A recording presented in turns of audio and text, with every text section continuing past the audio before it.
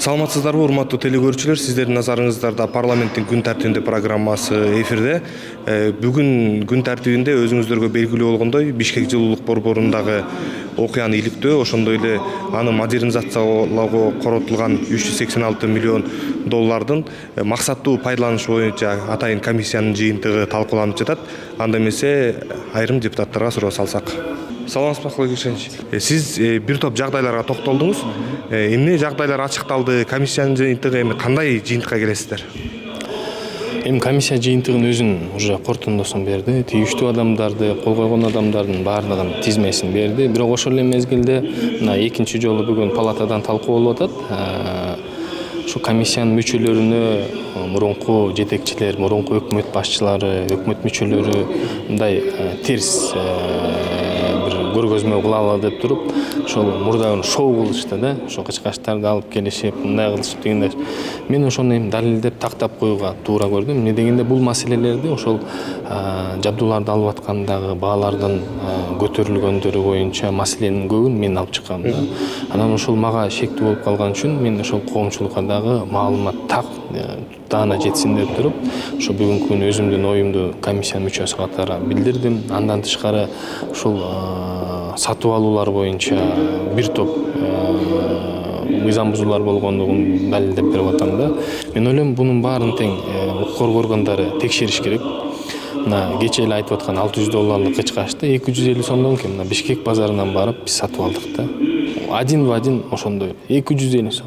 Бул 1000 эсе кымбат болот атпайбы? Бул эртеңки күнү насыяны ким төлөйт? Насыяны эртеңки күнү баардык кыргыз элинин жалпы мындай карапайым эл төлөйт да.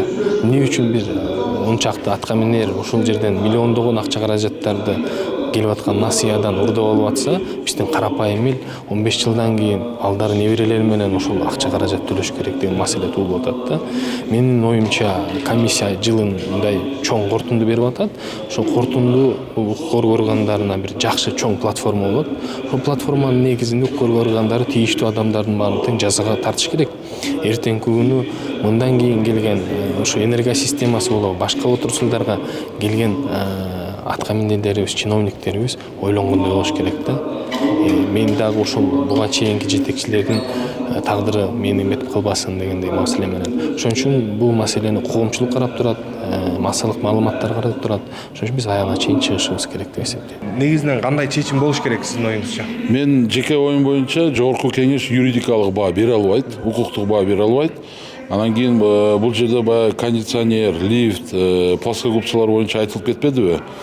Аны укук коргоо органдары, тергөөчү прокурорлор жумушун так алып барып, эгерде ошондо аныкталган болсо, ушул жумушка тиешелүү бардыгын кылмыш жолуна тартыш керек. Зыянды ордуна коюш керек, себеби бул кредит, буну кыргыз эли келечекте сөзсүз түрдө төлөш керек да. Парламенттеги комиссия кандай иликтеди деп ойлойсуз? Менин жеке оюм боюнча толук эмес. Себеби баягы массалык маалымат каражаттарынан алынган маалыматка таянсак, бирөөнү чыгарып кой, бирөөнү киргизип кой деген маселе чыгып калды. Анан кийин бул жерде ким кол койду келишимдерге? Монда башкача айтканда ар бир мамлекеттик кызматкердин кыймыл аракетин мондай разграничить этиш керек эле да. Вот ошондо и тергөө органдарын өткөрүп бериш керек сунуш менен. Мындай ушул кишилерге укуктук баа бергиле кыймыл аракетине депчи. Мен вот ушундай көрүп атам, азыр да өз сөзүмдө именно ошол ГКМБ тергеп аткан болсо, ошолорго так суроолорду берип, ошону толуктаганга аракет кылам да. Саламатсызбы Ахматович. Негизинен комиссия кандай иштеди? Эми мындан аркы процесс эмне болот? Мен пикирим боюнча комиссия жалпы жакшы иштеди. Мен ойлогондой бар эле тармактарды жетишпесек деле, негизги ушул маселенин маңыздын чыгарды жарыкка. Бул жерде кыскача мындай айтканда, биз ТЭЦти модернизациялоо боюнча каршы пикирибиз жок. ТЭЦке ушул модернизацияга каражатты кредит катары алганыбызга каршылыгыбыз жок. Бирок ошол келишимди түзгөндө, анын аткарылышында аткаруу бийлик тарабынан бир топ бузуулар кетти деп айтсак болот да. Бул жерде биз Кыргызстандын кызыкчылыгын коргоон, толук коргоон эмес.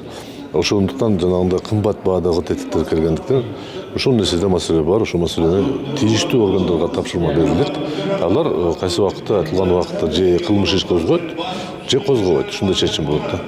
Эгерде козголгон күндө деле биз бир нерсе түшүнүшүбүз керек. Биз Кытай элине, Кытай мамлекетине доомат кое албайбыз. Биз өзүбүздүн гана жанагы эң жогорку даражада иштеген кызматкерлерге претензия коюп, алардан талап кылсак болот жоопкерчиликти. Иликтөө учурунда мындай бир жагдай ачылгандай болду да. Биз тарап багы ушу келишим Кытай тарап өзүнө ылайыкталып жазылып калган деп. Мындай да, бул жерде бир нерсе түшүнүшүбүз керек. Кытай талап бизди колубузду кайрыган жок. Биз жалпы ошо илгертен бери ушул 97-жылдан баштап ушул маселе коюлган болчу. Анан ар кандай сүйлөшүүлөр жүргөн. 5тен 10дон компаниялар келген болчу, ар бири өзүнүн сунуш берген да. Бирок ушул азыркы компания боюнча биздин көз карашыбыз боюнча, көпчүлүк комиссиянын мүчөлөрүнүн көз карашы боюнча бул жерде түзмө-түз ушул мезгилдеги аппарат президентинин бөлүм башчылары жана президенттин өзүнүн кызыкчылыгы бар да. Ошол кызыкчылыгын далилдеп бериш керек. Эгерде далил болсо, алар жоопко тартылыш керек да. Бул жерде мамлекеттин кызыкчылыгын толугу менен биздин жетекчилер ойлогон эмес да. Ал эми компаниянын ушуну же башканы бул принципиалдуу эмес да. Эң негизги ушул сүйлөшүүнүн артында эмне болгон, кандай келишим болгон, чындагы кытайлыктар деле мындай келиси эмес да, алар жөндөн эле асманга чыгарбайт да баасын. Себеп айрым бир бөлүгүнү бирөөгө бергендер да, ошондой да ой туудуруп алат да ушул ситуация. Ошондуктан мен айтып кетет элем, акыркы бир жуманын ичинде комиссияга бир топ жаңы материалдар келди. Эми түшүнүп калышты да жетекчилер, эгерде бүгүнкү күндө алар ачык айтпаса, жоопкерчилик толук мойнуна алат. Ошондуктан биз анча-мынча президенттен кеткен кагаздар, өкмөт башчысынан кеткен кагаздар чыгып атат, алар далилдеп атат да. Далил болуп атат, тийиштүү органдар чараны колдонуш керек да. Ушул депутаттык комиссияда сиз да болдуңуз. Багы ошол комиссия жүрүп жатканда бир катар мындай жашыруун жагдайлар ачылгандай болду да. Анан негизинен эми кандай баа берилиш керек? Мен бул жерден биз комиссия 3 ай толук кандуу өзүнүн ишин аткарды деп эсептейм. Себеби 3 айдын ичинде канча деген укук бузуулардын баардыгын тактап чыктык. Бул эми баягы кыргызча айтканда эрге кыйшак отурду дегендей эле да, башынан эле башталган бул нерсечи. Келишимдер туура эмес болгон. Ошондой эле өзү негизи модернизация керек болчу ТЭЦке.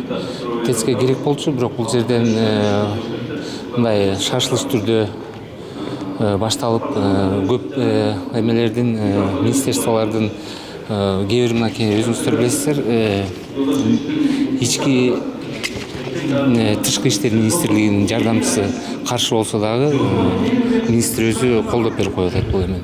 Анда эле ошондой эле тиги финансы министрлигинин жардамчысы да ошондой Кожошов да ошондой айткан, бул биз төлөй албайбыз, муну азыркы сырттан алган карыздарыбыз менен биз моундай төлөшүбүзгө өтө кыйын болуп калат деген сөздү айткан да. Алардын баары бул жерде биздин комиссиянын жыйынтыгында жазылуу. Ага карабастан министр да кол коюп коет. Ушул эмеге келишимге катышкан биздин чиновниктер биздин кыргыз тараптын мамлекеттик мындай айтканда кызыкчылыгын коргобой башка тарапты колдоп койгон. Бул деген чыккынчылык да. Чыккынчылык. Мунун терең мааниси ошол чыккынчылык деп айтылат. Убагында сиз да айткансыз, эми бул ошо кредиттик соглашенияны мындай максаттуу түрдө пайдаланууга мындай чоң бир жолго салуу боюнча ойлоруңузду айткансыз да. Анан негизинен эми кандай болду ушул жыйынтыгы, кандай болду, эми кандай процесс болуш керек? Эми бул маселе көтөрүлмөк. Бул жыйынтыкка келиш керек негизи. Келиш үчүн тергөө амалдары жүрүш керек толугу менен.